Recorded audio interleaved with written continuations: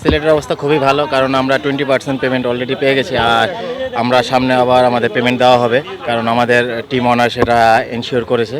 আর আমাদের টিমের বন্ডিং এবং ওভারঅল এভরিথিং গুড।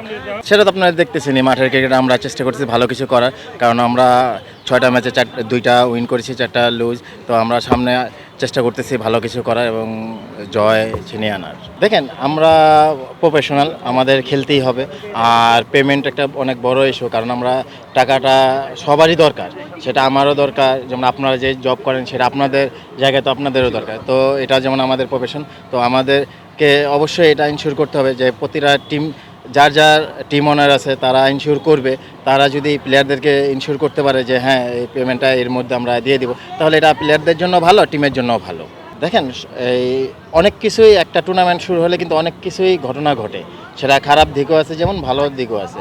তো এই জিনিসগুলো একটা প্লেয়াররা যখন এই পেমেন্টের জন্য করে যে আমরা পেমেন্ট পাচ্ছি না, তো এটা বিপিএলের জন্য অবশ্যই একটু আর কি এটা খারাপ দিক, ব্যাড নিউজ। এটা অনেকটা সোশ্যাল মিডিয়া তো আপনারা আসেনি, কারণ এইটা সারা ওয়ার্ল্ড এই জিনিসগুলা ফলো করে।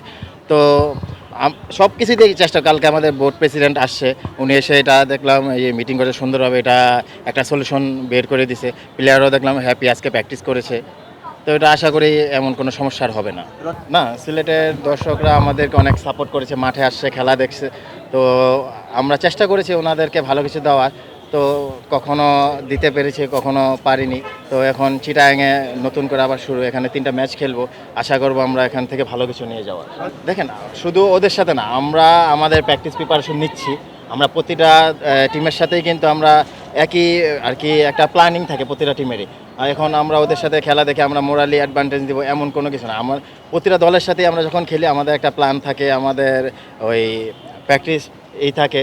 তো আমরা চেষ্টা করি আমরা নিজেদেরকে ওইভাবে তৈরি রাখার। হ্যাঁ, আমরা তো চেষ্টা করতেছি, আমরা এই যে প্র্যাকটিস করতেছি, আমাদের ভালো প্র্যাকটিস হচ্ছে। তো চিটাগাংয়ে আসছি, তো এখানে আপনারা জানেন স্পোর্টিং উইকেট হবে। তো এখানে আমরা চেষ্টা করব এই সিলেটবাসীর জন্য ভালো কিছু উপহার দেওয়ার। ওই জায়গাটা কিন্তু আমার উপরে নির্ভর করে না, আমার কাজ পারফর্ম করা। তো আমি যদি পারফর্ম করতে পারি তো আমি অবশ্যই আবার সুযোগ পেতে পারি, কারণ সামনে তো অনেক খেলা আছে। তো আমি যদি এই বিপিএলটা ভালো কিছু করতে পারি, দেখা যায় হাইস্ট রান গেটার হতে পারি, তাহলে অবশ্যই আমাকে একটা সুযোগ দিতে পারে।